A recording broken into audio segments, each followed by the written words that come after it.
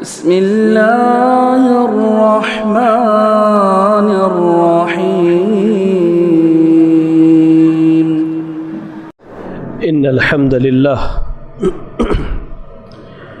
نحمده ونستعينه ونستغفره ونعوذ بالله من شرور أنفسنا ومن سيئات أعمالنا من يهده الله فلا مضل له ومن يضلله فلا هادي له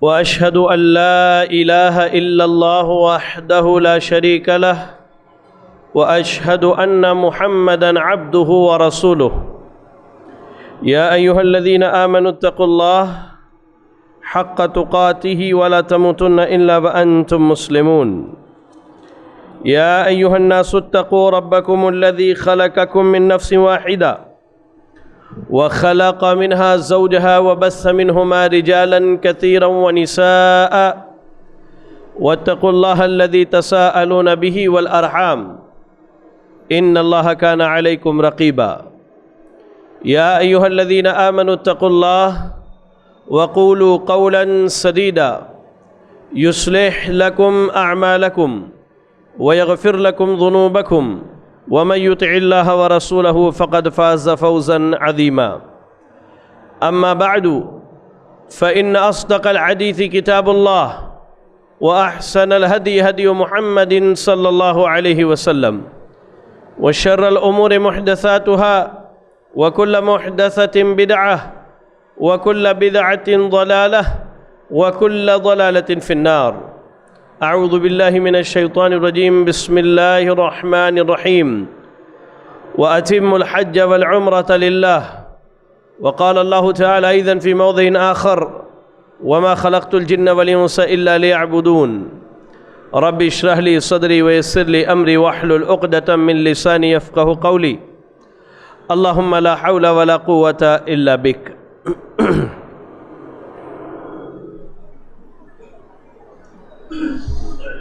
تمام تعریفیں اس اللہ رب العالمین کے لیے ہیں جو اللہ تعالیٰ اکیلا تنہا ہم سب کا خالق و مالک ہم سب کا رازق و پالنہار ہے، جو اللہ تعالیٰ اپنی ذات میں، اپنے اسماء و صفات میں اور اپنی تمام تر عبادات میں یکتا ہے، اکیلا ہے، تنہا ہے۔ درود و سلام اللہ رب العالمین کے بھیجے ہوئے تمام نبیوں اور رسولوں پر، خصوصیت کے ساتھ ہم سب کے امام اعظم، امام کائنات، امام الانبیاء جناب محمد رسول اللہ صلی اللہ علیہ وسلم پر، جنہیں اللہ تعالیٰ نے ہادی عالم اور رہبر کائنات بنا کے مبعوث فرمایا۔ اللہم صلی علی محمد وعلی آل محمد کما صلیت علی ابراہیم وعلی آل ابراہیم انک حمید مجید۔ اللہم بارک علی محمد وعلی آل محمد کما بارکت علی ابراہیم وعلی آل ابراہیم انک حمید مجید۔ لائق صد احترام بزرگ حضرات، نوجوان ساتھیوں اور پردہ نشین خواتین اسلام،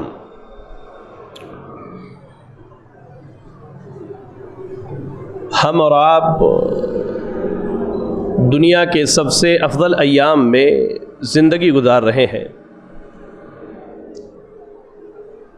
جن ایام کی عبادتیں اللہ کے نزدیک سب سے زیادہ محبوب اور سب سے زیادہ پاکیزہ ہیں۔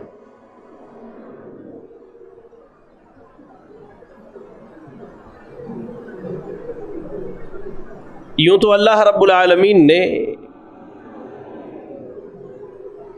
ہمیں اور آپ کو اس لیے پیدا کیا کہ ہم سال بھر اللہ رب العالمین کی، یا کہہ لیجئے پوری زندگی اللہ رب العالمین کی عبادت اور بندگی میں گزاریں، اور اللہ تعالیٰ نے اپنے بندوں پر یہ احسان خاص کیا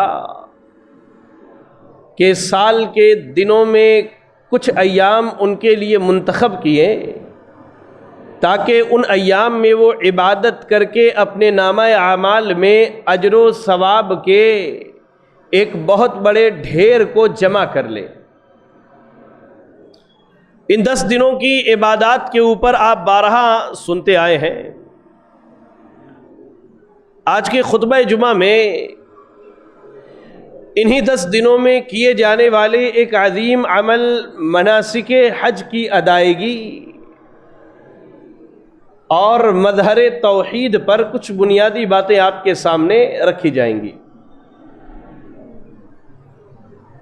عبادت کی جتنی قسمیں بھی ہیں ان سارے اقسام میں ایک چیز برابر یہ ہے کہ یہ عبادت کی ساری قسمیں ایک اللہ کی وحدانیت کی گواہی دیتی ہیں، چاہے وہ عبادت انسان اپنا مال خرچ کر کے کرے، چاہے وہ عبادت انسان محنت و مشقت کر کے کرے، یا چاہے اس عبادت کا تعلق بندے کے دل کے اعمال سے ہو، یہ ساری عبادتیں اللہ رب العالمین کی وحدانیت، اس کی ایکتائی اور اس کے ایک ہونے کی گواہی دیتی ہیں۔ ہم اور آپ اگر مناسک حج پر غور کریں، خاص کر کے وہ مرد و خواتین جنہوں نے حج کے فریضے کو انجام دیا ہے یا جنہوں نے عمرے کے فریضے کو انجام دیا ہے، اگر ہم غور کریں تو ایک بات کا واضح طور پر علم ہوگا کہ حج ایک ایسی عظیم عبادت ہے جس کے ہر عمل میں توحید کی جھلک نظر آتی ہے، اور اسی توحید کے لیے اللہ تعالیٰ نے ہمیں اور آپ کو پیدا کیا، اور اسی توحید کی بجا آوری کے لیے اللہ تعالیٰ نے انسانوں اور جنوں پر اپنی عبادت کو فرض کیا ہے۔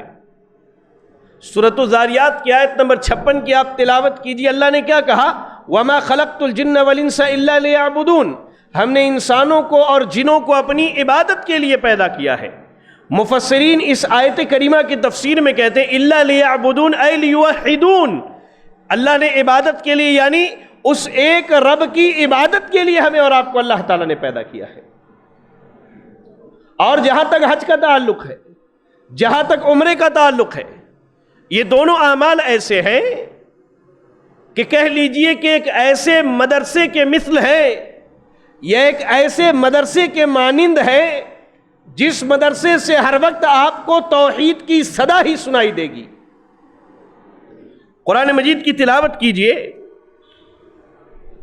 اللہ رب العالمین نے سورۃ البقرہ کی آیت نمبر 196 میں کہا وَأَتِمُّ الْحَجَّ وَالْعُمْرَةَ لِلَّهِ، کہ حج جیسا عظیم عمل، عمرے جیسا عظیم عمل، یہ صرف اور صرف تم اللہ کے لیے ادا کرو۔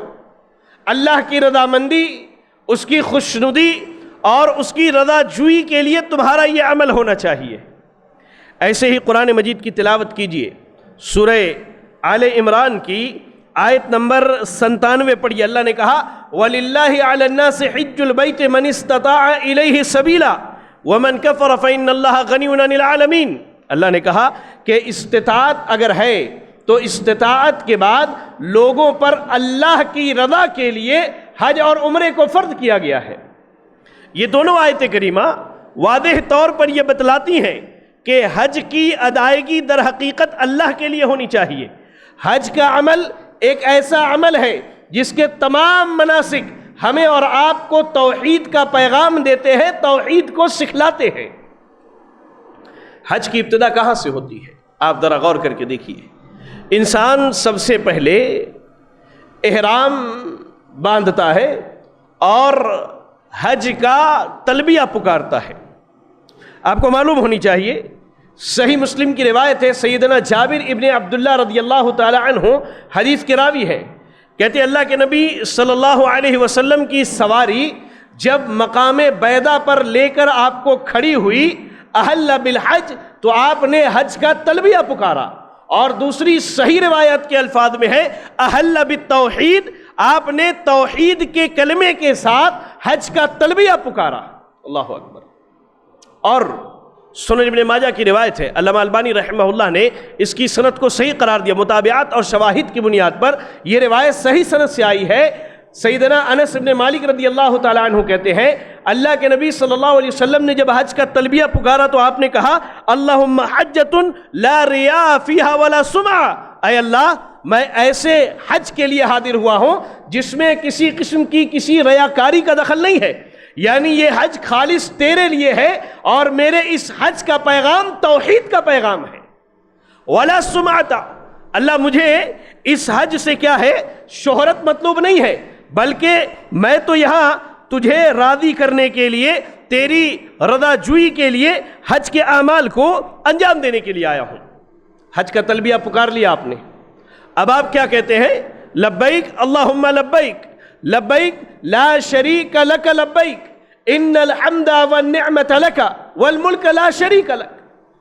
آپ ایک اللہ کی وحدانیت کی گواہی دیتے ہیں، ایک اللہ کی توحید کا آوازہ بلند کرتے ہوئے حجاج کرام منی پہنچتے ہیں، اور منی کے ایام میں، کہہ لیجئے حج کے ایام میں مسلسل ان کی زبان سے یہی کلمہ جاری رہتا ہے، لبیک اللہم لبیک لبیک لا شریک لک لبیک، اللہ میں حاضر ہوں، اللہ میں حاضر ہوں، لا شریک لک، اللہ میں توحید کی گواہی دیتا ہوں، تیرا کوئی شریک نہیں ہے، تیرا کوئی ساجی نہیں ہے، تو اکیلا ہے، تو یکتا ہے، تو تنہا ہے، لا شریک لک، اللہ تیرا کوئی شریک نہیں ہے۔ یہ توحید، یہ کلمہ توحید کہہ لیجئے حج کا وہ تلبیہ ہے جو اللہ کی وحدانیت کی گواہی دیتا ہے۔ اس کے بعد کہتا ہے بندہ ان الحمد والنعمت، اللہ تعریف بھی تیری، اللہ نعمتیں بھی تیری، والملک لا شریک لک، اللہ بادشاہت میں بھی تیرا کوئی شریک نہیں ہے۔ آپ کو معلوم ہونا چاہیے مشرکین مکہ جب حج کا تلبیہ پکارتے تھے تو وہ کیا کہتے تھے؟ وہ کہتے تھے لبیک اللہم لبیک لبیک لا شریک لک لبیک الا شریکا تملکہ وما ملک۔ وہ کہتے تھے اللہ تیرا ایک شریک ہے، اللہ اکبر، وہ شریک ٹھہراتے تھے اللہ کا حج کے تلبیہ میں۔ صحیح مسلم کی روایت ہے، اللہ کے نبی صلی اللہ علیہ وسلم نے جب حج کا تلبیہ پکارا اور جب صحابہ یہاں پہنچے لا شریک لک تو کہا قد قد، کافی ہے کافی، اللہ کا کوئی شریک نہیں ہے۔ یہ حج کا تلبیہ جو حجاج پکارتے ہیں میدان حج میں کہہ لیجئے یا منی میں، عرفات میں، یہ حج کا تلبیہ در حقیقت اللہ کی وحدانیت کی گواہی دیتا ہے، ہمیں اور آپ کو یہ پیغام دیتا ہے کہ اللہ ایک ہے، اللہ اکیلا ہے، اللہ تنہا ہے، اور اللہ رب العالمین کی کوئی اولاد نہیں، اللہ کسی کی اولاد نہیں، اللہ کا کوئی شریک نہیں، اللہ کا کوئی ساجی نہیں، اللہ کے کوئی برابر نہیں۔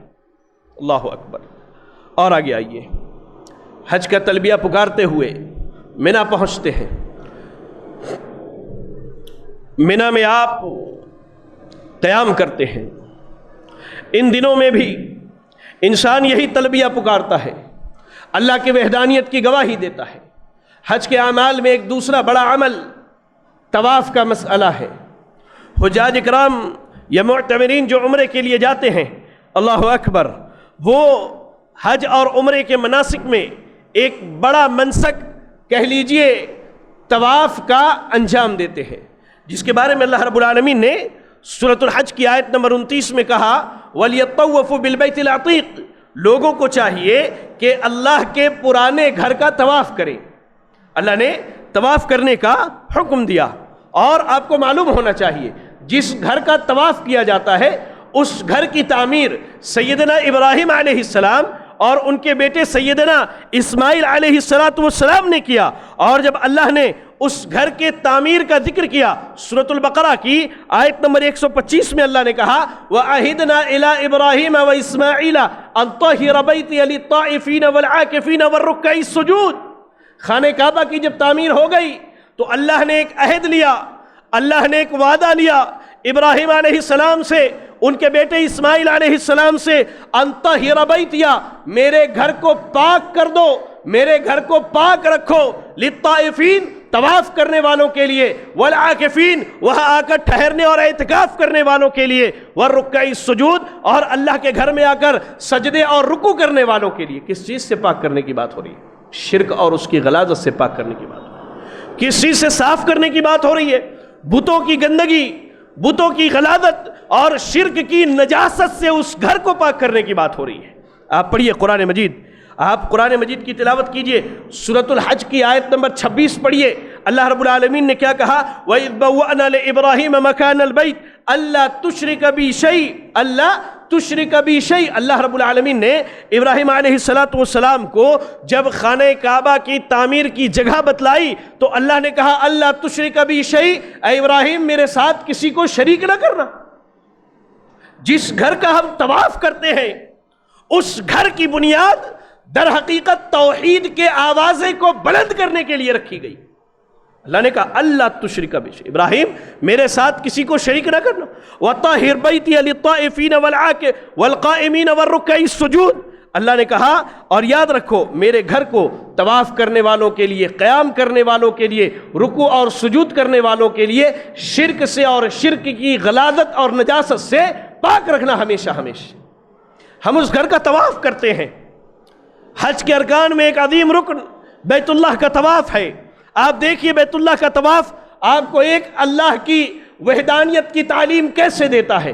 طواف کے چکروں میں آپ جب ابتدا کرنے جاتے ہیں، آپ کے طواف کی ابتدا حجر اسود کے پاس سے ہوتی ہے، جہاں آپ کھڑے ہو کر بسم اللہ اللہ اکبر کا آوازہ بلند کرتے ہیں۔ آپ کہتے ہیں شروع اللہ کے نام سے، یعنی میں جس عمل کے لیے یہاں آیا ہوں اس عمل میں اللہ کا کوئی شریک نہیں ہے، میں یہ دکھاوا نہیں کرنے آیا، میں ریاکاری کے لیے نہیں آیا۔ آپ اعلان کرتے بسم اللہ، شروع اللہ کے نام سے جس رب کا کوئی شریک نہیں ہے، اللہ اکبر، اللہ سب سے بڑا ہے، اللہ سب سے بڑا ہے۔ آپ طواف کی ابتدا کرتے ہیں، طواف کی ابتدا کرتے ہوئے آپ خانہ کعبہ کی 4 دیواریں ہیں، 3 دیواروں کا جب آپ احاطہ کرتے ہیں آپ کے جی میں جو آتا ہے، آپ کبھی کلمہ توحید پڑھتے ہیں، کبھی آپ اللہ سے دعا کرتے ہیں، کبھی آپ قرآن کی تلاوت کرتے ہیں، لیکن جیسے ہی رکن یمانی پر پہنچتے ہیں وہاں سے آپ کی زبان سے ربنا آتنا فی الدنیا حسنہ وفی الآخرۃ حسنۃ وقنا عذاب النار کا کلمہ بلند ہوتا ہے۔ یہ کیا ہے؟ یہ کلمہ توحید ہے، یہ کلمہ توحید ہے۔ بندہ اللہ رب العالمین سے اپنے دنیا کی اصلاح کا سوال کرتا ہے اور بندے کو معلوم ہے کائنات کی ساری طاقتیں مل جائے دنیا میں مجھے اتنا ہی نقصان پہنچائیں گے جتنا اللہ چاہتا ہے، اور بندہ یہ بھی جانتا ہے یہ سارے مل جائیں مجھے اتنا ہی فائدہ پہنچائیں گے جتنا اللہ نے میری تقدیر میں لکھا ہے۔ اعلان کرتا ہے بندہ ربنا آتنا فی الدنیا حسنہ، اللہ تو ہی ہے جو دنیا میں بھلائی عطا کرنے والا ہے، خیر عطا کرنے والا ہے، اور بھلائی بھی تیری طرف سے، خیر بھی تیری طرف سے ہے۔ وفی الآخرۃ حسنہ، اور بندے کو معلوم ہے میرے مرنے کے بعد مجھے لوٹ کر کے اپنے رب کی طرف جانا ہے، اور اللہ سے وہ یہاں سوال کرتا ہے وَفِي الْآخِرَةِ حَسَنَةً، اللہ تو ہمیں آخرت میں بھی حسنہ، خیر عطا کرنا، بھلائی عطا کرنا، وَقِنَا عَذَابَ النَّارِ، اللہ تو ہمیں جہنم کی آگ سے بچا لینا۔ اللہ اکبر۔ یہ بندہ طواف کے دوران 7 چکروں میں رکن یمانی سے لے کر کے حجر اسود کے درمیان یہی کلمہ پڑھتا ہے۔ معلوم ہونا چاہیے آپ نے خانہ کعبہ کے 7 چکر مکمل کر لیے، اب آپ کو مقام ابراہیم کے پیچھے 2 رکعت نماز پڑھنی ہے، 2 رکعت نماز پڑھنی ہے۔ وہ نماز بھی کیسی نماز؟ اللہ اکبر، جس نماز میں سراپا اللہ کی وحدانیت کا اقرار ہوتا ہے، اللہ کے توحید کا کلمہ بلند ہوتا ہے، دنیا کے اندر پائے جانے والے تمام تر شرکیات اور تمام تر خرافات سے اپنی براءت کا اعلان کرتا ہے بندہ۔ آپ نماز کے لیے کھڑے ہوتے، آپ کو معلوم ہونا چاہیے، آپ کو یہ معلوم ہونا چاہیے طواف کے بعد جو 2 رکعت نماز پڑھی جاتی ہے ان دونوں رکعتوں میں قرآن مجید کی 2 عظیم سورتیں پڑھی جاتی ہیں جن میں اللہ کی توحید کی گواہی، شرک اور اہل شرک سے براءت کا اعلان کیا گیا ہے۔ آپ پہلی رکعت میں سورہ کافرون کی تلاوت کرتے ہیں، سورۃ الکافرون کی تلاوت کرتے ہیں، سورۃ الکافرون آپ پڑھتے ہیں۔ ہر آدمی جانتا ہے سورۃ الکافرین کے نزول کا سبب کیا ہے، سورۃ الکافرین کیوں نازل ہوئی، اور اللہ نے اس میں کیا اعلان کیا۔ اللہ نے کہا قل یا ایھا الکافرون لا اعبد ما تعبدون۔ اللہ اکبر، اے نبی کہہ دیجئے، اے وہ لوگوں جو اللہ کا انکار کرنے والے ہو، اے وہ لوگوں جو اللہ کا کفر کرنے والے ہو، اے وہ لوگوں جو اہل کفر میں سے ہو، لا اعبد ما تعبدون، میں اپنی براءت کا اعلان کرتا ہوں، میں اپنی برات کا اعلان کرتا ہوں جن کی تم عبادتیں کرتے ہو، جن کے آگے تم جھکتے ہو، جن کے آگے تم ہاتھ اٹھاتے ہو، جن سے تم مرادیں مانگتے ہو، جن کے نام پر تم جانور ذبح کرتے ہو، جنہیں تم مشکل میں پکارتے ہو، جنہیں تم اولاد دہندہ سمجھتے ہو، جنہیں تم اپنا رزق رسا سمجھتے ہو، قل یا ایھا الکافرون لا اعبد ما تعبدون، میں یہ اعلان کرتا ہوں یہ تمہارے معبود ہے، میرا معبود لکم دینکم ولی دین، وہ ایک اللہ ہے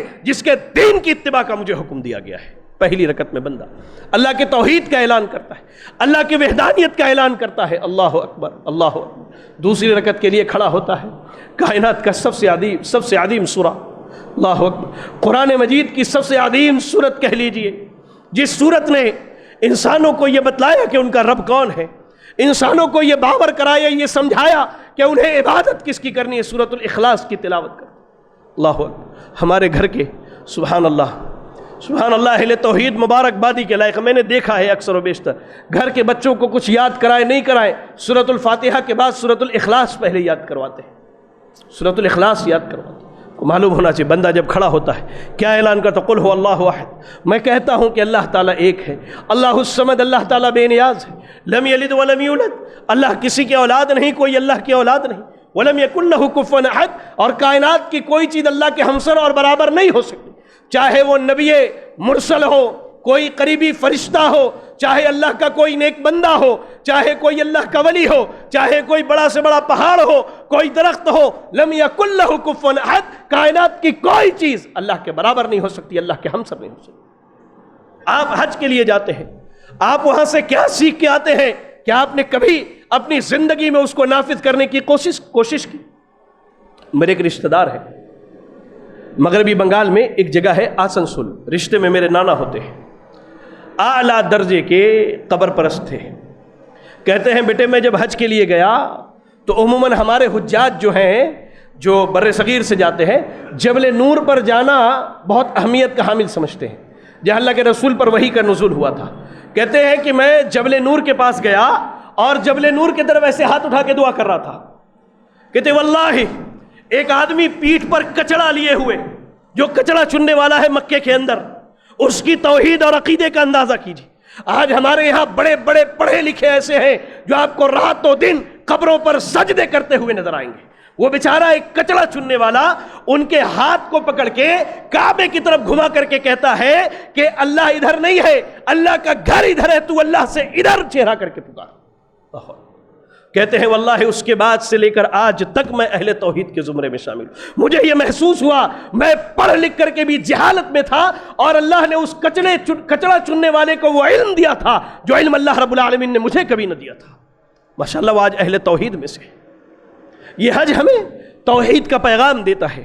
آپ وہاں سے 2 رکعت نماز پڑھ کے صفا مروہ کی سعی کے لیے آتے ہیں، راستے میں آپ کو زمزم دکھائی دیتا ہے، سبحان اللہ، دنیا کا سب سے بہترین، سب سے پاکیزہ پانی، سب سے زیادہ برکتوں والا پانی حجاج اکرام پیتے ہیں، سر پر بہاتے ہیں، اپنے جسم پر بہاتے ہیں۔ کبھی غور کر کے وہاں سوچنا، یہ پانی دنیا کے اس خاتون کی عظیم توکل کی نشانی ہے جس خاتون نے اس وقت اللہ پر توکل کیا جہاں بڑے بڑے لوگوں اور اچھے اچھے لوگوں کے توکل کا دامن چھوٹ جاتا ہے۔ شوہر نے جب کہا کہ یہ اللہ کا حکم ہے تمہیں اور بیٹے اسماعیل کو میں یہاں چھوڑ کر چلا جاؤں، کہا جب اللہ کا حکم ہے اللہ ہمیں ضائع نہ کرے گا۔ بیٹے کے لیے پیاس لگی، اللہ اکبر، بیٹے کے لیے پیاس لگی۔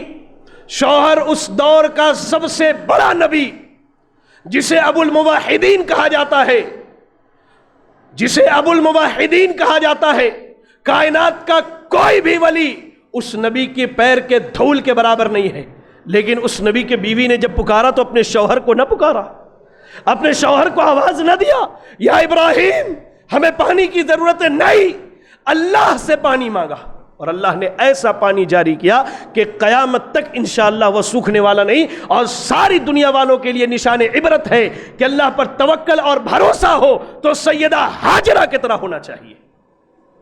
ایسے ویسے بھروسے اللہ کے کام نہیں آتے، ہم نے رو لیا پیٹ لیا، اس کے بعد کہا کہ اللہ پر میرا بھروسہ ہے؟ نہیں، اس بھروسے کہ اللہ کو ضرور بھروسہ وہ ہونا چاہیے جو سیدہ ہاجرہ کا تھا۔ کہا اللہ نے جب حکم دیا ہے تو اللہ ضائع نہ کرے گا، اور اللہ نے ضائع نہ کیا۔ اللہ نے وہاں پانی بھی نکالا، اللہ نے وہاں اپنے گھر کو آباد بھی کیا، اور آج تک وہاں لوگ اللہ کی دی ہوئی نعمتوں سے فائدہ اٹھا رہے ہیں، فائدہ اٹھا رہے ہیں۔ آپ جائیے، میں آپ کو ضمانت دیتا ہوں اس بات کی۔ 6-7 سال میں وہاں ڈیوٹی کر کے آیا ہوں مکے میں۔ یہاں جتنے لوگ حج اور عمرے کے لیے جاتے ہیں، آپ جائیے، آپ کے ملک میں پھل کا سیزن ہونے کے باوجود اگر وہ نہ ملے تو ابراہیم علیہ السلام کی دعا اور اللہ پر توکل کا یہ نتیجہ ہے کہ آج مکے کے اندر وہ ساری چیزیں ملتی ہیں، وہ ساری چیزیں ملتی ہیں۔ میرے بھائی، آپ صفا مروہ پر سعی کے لیے پہنچتے ہیں، آپ کو یہ یاد آتا ہے کہ میں کہاں سے شروع کروں، سعی کی ابتدا کہاں سے ہونی چاہیے؟ آئیے میں آپ کو بتلاؤں۔ صحیح مسلم کی روایت ہے، سیدنا جابر بن عبداللہ رضی اللہ تعالیٰ عنہ نبی اکرم صلی اللہ علیہ وسلم کے حج کے طریقے کو بیان کرتے ہوئے کہتے ہیں، پھر اللہ کے نبی صلی اللہ علیہ وسلم صفا پہاڑی پر آئے اور کہا ابدأ بما بدأ اللہ بہ، میں وہیں سے شروع کرتا ہوں جہاں سے اللہ نے شروع کیا۔ اور اس کے بعد آپ صلی اللہ علیہ وسلم نے کہاں سے شروع کیا؟ آپ نے صفا پہاڑی سے شروع کی، کیونکہ اللہ نے قرآن میں کیا کہا؟ ان الصفا والمروۃ من شعائر اللہ، اللہ نے صفا سے شروع کیا ہے، آپ نے صفا پہاڑی سے شروع کی۔ کہتے ہیں سیدنا جابر بن عبداللہ رضی اللہ تعالیٰ عنہ، اللہ کے نبی صلی اللہ علیہ وسلم کھڑے ہوئے صفا پہاڑی پر، کعبے کی طرف چہرہ کیا، ہاتھ اٹھایا اور اللہ سے دعا کی۔ دعا بھی کی تو توحید کی دعا کی۔ کیا کہا؟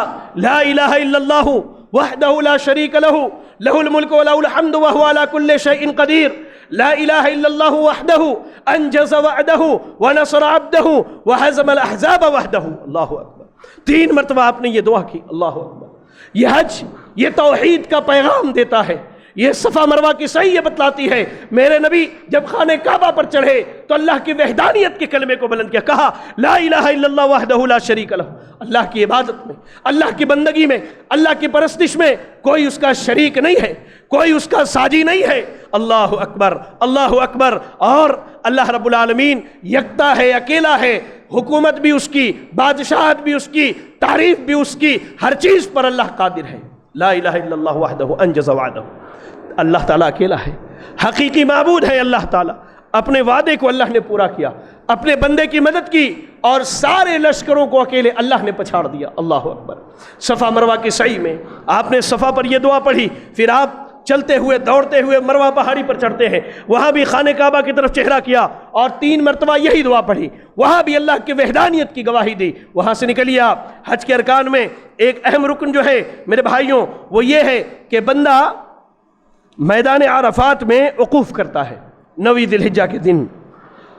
اور آپ کو معلوم ہونا چاہیے عرفات کا دن کائنات کے ان عظیم دنوں میں سے ایک عظمت والا دن ہے، جس دن اللہ تعالیٰ سب سے زیادہ اپنے بندوں کی گردنوں کو جہنم سے آزاد کرتا ہے۔ یا رب، کبھی غور کیا ہے آپ نے؟ جو حجاج جاتے ہیں، کبھی ان کے دل میں خیال آیا کہ آج میں عرفات میں اس دن میں ہوں جس دن اللہ تعالیٰ بے انتہا بندوں کی گردنوں کو جہنم سے آزاد کرتا ہے؟ صحیح حدیث کے الفاظ ہیں، اللہ اکبر، جامع ترمذی کی صحیح حدیث کے الفاظ ہیں، اللہ کے نبی صلی اللہ علیہ وسلم نے کہا کہ اللہ تعالیٰ سب سے زیادہ بندوں کی گردنوں کو عرفات کے دن جہنم سے آزاد کرتا ہے۔ ثم یدنو، اللہ تعالیٰ پھر بندوں کے قریب آ جاتا ہے۔ اللہ اکبر۔ اس سے پتہ یہ چلا کہ اللہ کی صفت نزول بھی ہے، اللہ تعالیٰ اترتا بھی ہے اور اللہ چڑھتا بھی ہے۔